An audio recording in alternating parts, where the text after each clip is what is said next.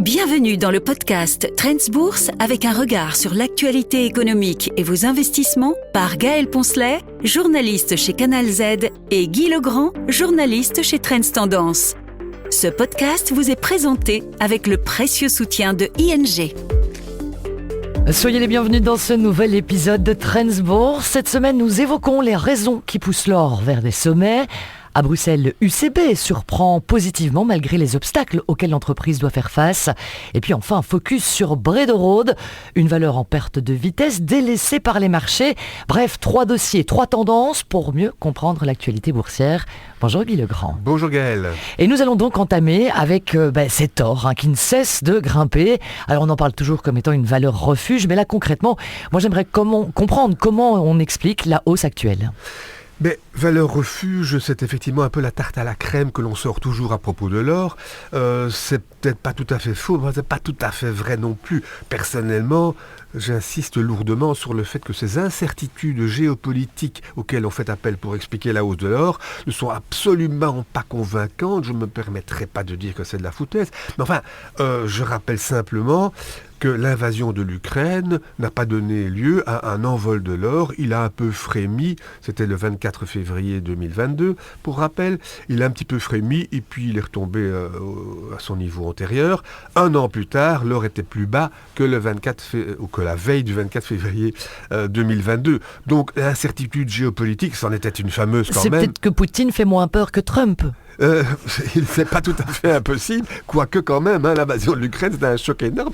Donc, incertitude, non, ça c'est une tarte à la crème, il faut un peu oublier. Ce qu'il y a, j'en ai déjà parlé ici, c'est que l'on assiste cette année à quelque chose de colossal, c'est une défiance des investisseurs du monde entier, à l'égard de Washington, à l'égard du dollar, à l'égard de Trump, évidemment, et à l'égard des obligations américaines. Ça, c'est une révolution, c'est l'actif le plus important du monde, depuis 2 générations considéré comme le plus sûr du monde. Aujourd'hui, on n'y croit plus qu'à moitié. Nos auditeurs ont peut-être lu la chronique de Bruno Coleman dans Trends, il y a quelques jours à peine. Il est revenu sur cette grosse problématique. On va peut-être pas continuer à accumuler des treasuries américaines. On ne sait jamais ce que Trump pourrait inventer pour nous rembourser en monnaie de singe, Dieu sait. Donc c'est ça qui fondamentalement est aujourd'hui derrière la hausse de l'or. Les banques centrales avaient déjà entamé ce mouvement voici plusieurs années, considérant qu'il fallait peut-être pas avoir trop de dollars et d'obligations américaines en portefeuille, la Chine en particulier, qui n'est pas un grand copain des États-Unis et surtout pas de Trump. Donc elles avaient déjà, ces banques centrales, amorcé le mouvement. Aujourd'hui, on est en plein on a mis le turbo, dirait-on. C'est ça, un peu ça. Enfin, c'est tout à fait ça, largement, qui est derrière la hausse de l'or. Et est-ce que ce turbo pourrait expliquer peut-être que les producteurs d'or retrouvent eux aussi finalement des couleurs, et ça faisait longtemps que c'était plus arrivé, ils étaient vraiment à la traîne, ces producteurs. Mais oui, les analystes et gestionnaires de fonds, etc. Ont beaucoup insisté ces dernières années sur le fait que les producteurs étaient à la traîne, les mines d'or, comme on le dit généralement, ne suivaient pas du tout, quasiment pas la hausse de l'or, qui date pas de la semaine dernière tout de même. Et là, on assiste ces derniers mois à un phénomène très intéressant, ce qui est que ces producteurs commencent à se rattraper. Et commencent, quand je dis commence, le terme est faible. Je prendrai 2 ETF de trackers donc à témoin. Le iShare Gold Producers, donc il s'agit bien d'un ETF qui a en portefeuille des producteurs d'or, ce n'est pas un ETF sur l'or physique. Il l'a doublé depuis le début de l'année, quasiment à 1% près. Bon, l'or a augmenté de moitié à peu près, on va dire, et pas tout à fait d'ailleurs encore. Donc il a fait 2 fois mieux, et c'est pas un cas unique. Un autre ETF sur les producteurs d'or très important, de la famille VanEck. VanEck est une famille très spécifique d'ETF sur les matières premières, notamment les métaux précieux. Le VanEck Gold Miners a, devinez, doublé depuis le début de l'année, lui aussi. Donc les producteurs se sont vraiment rattrapés. Il fallait miser plus encore que sur l'or, sur les producteurs d'or en 2025, et ça n'est peut-être pas fini en réalité. Alors voilà donc pour le dossier sur l'or et les réussites qui tournent autour pour le moment. On va faire un petit tour à la bourse de Bruxelles également pour notre deuxième dossier. Je voudrais faire un petit point sur ce qu'on pourrait appeler la vedette du moment. C'est UCB. Ah, UCB est la vedette de la semaine, effectivement. Lundi, plus 15,5%, ça n'est pas tous les jours ni même toutes les semaines pour une valeur du bel vin quand même, donc une société quand même assez mature. C'était même plus 20%, 0,3 pour être précis, un peu après l'ouverture. Alors ça c'est donc tassé en cours de séance, mais le cours du CB, deuxième phénomène remarquable, le cours du CB a continué à grimper dans les jours suivants. Donc c'est vraiment une tendance de fond. Ceux qui ont pris leurs bénéfices n'ont pas fait baisser le cours, puisqu'il y a eu d'autres acheteurs qui ont plus que compensé cela. Donc voilà, c'est un phénomène quand même assez remarquable. UCB est maintenant en hausse de 45% sur un an. C'est quand même une très belle performance. On dirait presque une crypto. Comment est-ce qu'on explique que ça grimpe comme ça ? Mais il ne s'agit pas d'une découverte extraordinaire en matière de biotechnologie ou de médicaments. Il ne s'agit pas de tests brillamment réussis. Bon, non, pas du tout. C'est même le contraire, mais dans le chef d'un concurrent. On sait bien que le malheur des uns fait le bonheur des autres. Ceci en est une illustration d'un cynisme colossal. C'est énorme. Il faut rappeler que le médicament vedette du CB est le Bimzelx, qui lutte contre le psoriasis en plaques, une maladie inflammatoire chronique de la peau. Bon, on n'en dira pas plus. Le Bimzelx est un immunosuppresseur. Bon, ok. C'est le médicament vedette du CB qui a fait des étincelles encore au premier semestre. Les résultats étaient globalement bons et le Bimzelx a pris pour lui tout seul 800 millions d'euros de chiffre d'affaires sur 3,5 milliards, un petit quart, c'est déjà, pas mal, que ça pèse lourd, mais surtout, les ventes du Bimzelx dépassaient les prévisions de 30%, prévisions du marché. Donc, brillante surprise, enfin, magnifique, le marché applaudit, UCB s'est bien comporté, donc le Bimzelx est le médicament vedette, et c'est dans le chef du Bimzelx qu'il y a cette bonne nouvelle, on ose à peine le dire, l'échec d'un concurrent. En 2 mots, il s'agit du sonelokimab de MoonLake Immunotherapeutics, entreprise suisse cotée au Nasdaq. On avait de grands espoirs sur ce remède jusqu'il y a 1 an, et même encore quelques mois en réalité. Et puis là, test très mauvais, sans signification statistique. Autrement dit, ça ne marche pas. Et du coup, on se dit que ce médicament, dès l'instant où il est inefficace, il ne sera pas autorisé sur le marché, et donc il ne fera pas la concurrence à Bimzelx. Alors, hip hip hip, hurrah, ils sont au fin fond du désespoir, et nous, ça nous fait une belle jambe au sens propre. Alors, évidemment, la question que nos auditeurs vont se poser à ce stade, c'est pas trop de savoir si le médicament fonctionne ou pas. C'est surtout, qu'est-ce qu'on fait du CB dans nos portefeuilles après une hausse pareille? On peut se dire qu'on a peut-être atteint le sommet, ou est-ce que... sommet peut-être pas, UCB a vraiment le vent en poupe, plus que MoonLake, qui, soit dit par parenthèse, pour fixer les idées, lundi, le cours a chuté de 62 à 6 $. Hein. Ça s'appelle un crash. Waouh! C'est moins 90%. Comme une crypto, je vous le disais. Absolument comme une crypto. Alors, petite remarque cocasse au passage, le géant de la pharmacie Merck avait envisagé, paraît-il, de racheter cette société. Le bruit avait couru l'année passée, voire encore au début de cette année-ci, pour sa valeur de l'époque, soit 3 milliards. Aujourd'hui, MoonLake vaut 300 millions. Et à mon avis, chez Merck, il y a des gens qui se disent « Ouf, on l'a pas fait, quelle chance !» Effectivement. Mais donc du coup, UCB dans nos portefeuilles. Mais ce qui est amusant, c'est que le cours du CB a tellement grimpé qu'il a dépassé les objectifs des analystes. KBC avait un objectif de cours de 214, il est pulvérisé. La moyenne des analystes, ils sont une bonne vingtaine à suivre UCB, ils sont à l'achat renforcé, il y a 1 allégé et 0 vente. Oui, mais leur objectif de cours moyen était plus élevé que celui de KBC, mais 232. Mais on est au-dessus de 232 aussi. Alors, bon, dès l'instant où une valeur dépasse les objectifs de cours des analystes, on peut se dire, c'est peut-être pas fini pour toujours, mais dans l'immédiat, quand même, il est quand même un peu raisonnable, on peut juger raisonnable de s'alléger, en tout cas, quand même, hein, ne tentons pas le diable. On n'achète pas, on ne vend pas tout, on prend quelques bénéfices. Mais on prend un peu ces bénéfices, oui. Alors, dans un tout autre registre, même si la valeur reste belge, c'est cette fois Brederode. Et là, on est à l'inverse. C'est un désamour envers cette valeur. Oui, Brederode, tout le monde ne connaît peut-être pas. D'ailleurs, c'est un holding. Ce n'est pas le plus important de Bruxelles. Hein. Sophie Knight vaut 8,5 milliards. Brederode ne vaut que, entre guillemets, 3 milliards. On en parle moins. C'est une société très discrète. Un holding plutôt familial, d'ailleurs, géré notamment par la famille Van der Merch, mais qui ne fait pas d'étincelles Je me souviens d'avoir été mangé avec Pierre van der Merch, qui est le patron historique de Brederode. C'était un rare privilège, lui qui ne courait pas du tout après la presse, au loin de là, qui se cachait presque, mais qui faisait du très bon boulot. C'est une entreprise qui a signé des performances remarquables dans le passé.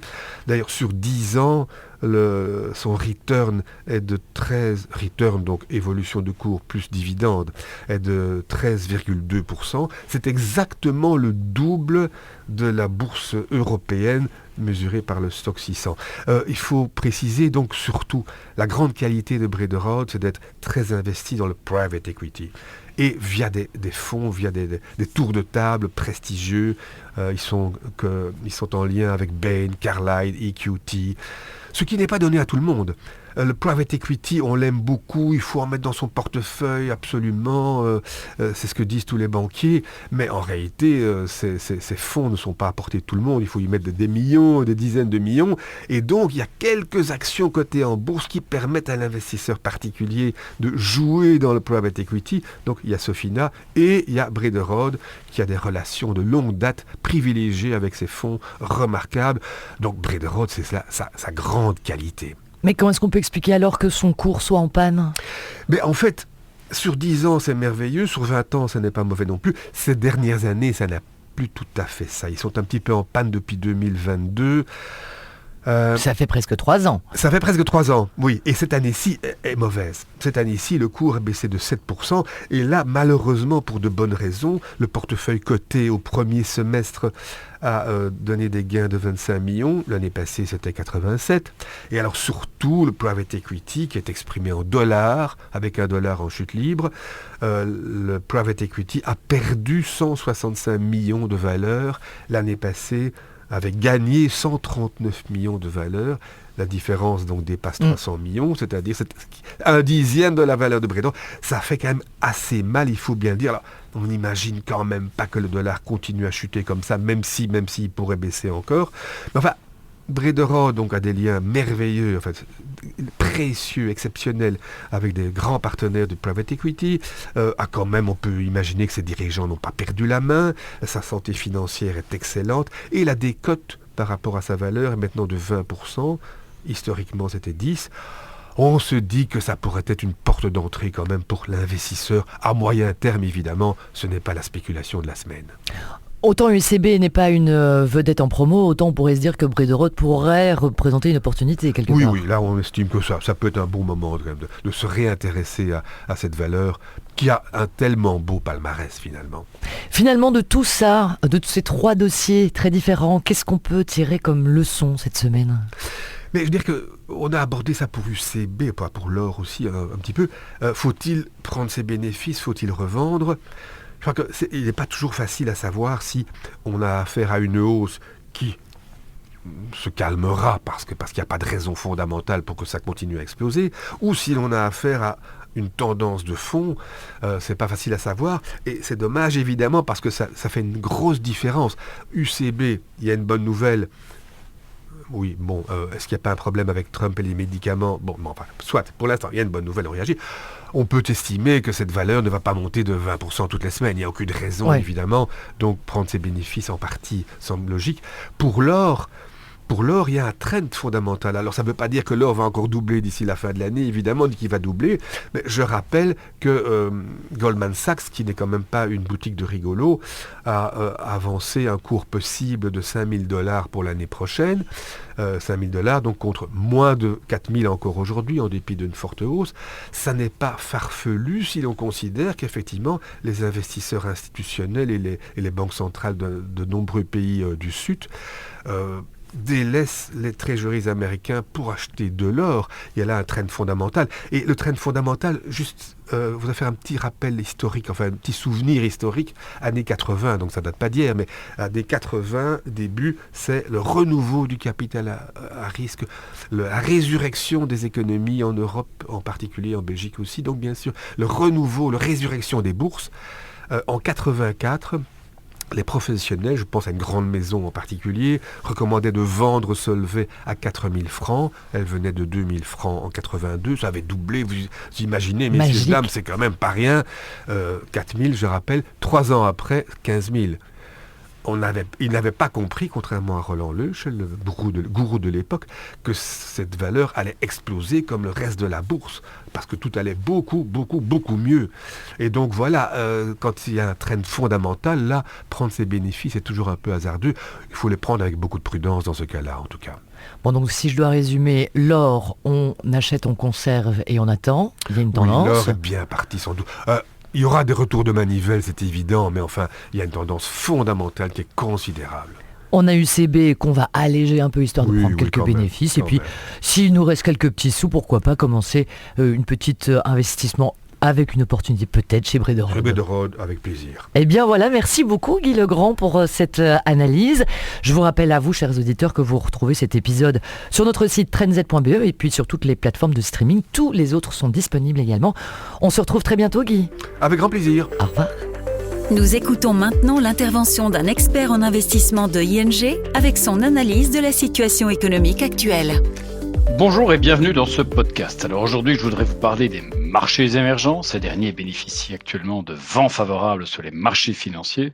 Je voudrais vous expliquer pourquoi nous pensons que cette dynamique va se poursuivre. Alors, depuis le début de l'année, les actions des marchés émergents surperforment nettement les autres grandes zones, que ce soit en dollars ou en euros. Ainsi, après avoir été délaissés pendant plus d'une décennie, ces marchés semblent aujourd'hui retrouver l'intérêt des investisseurs.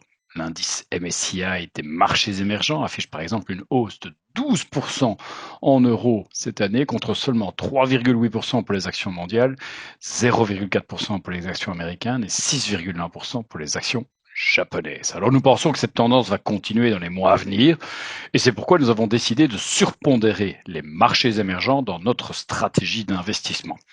Alors cette décision implique bien entendu une sous-pondération ailleurs, et c'est le Japon que nous avons choisi pour des raisons que j'expliquerai dans un instant.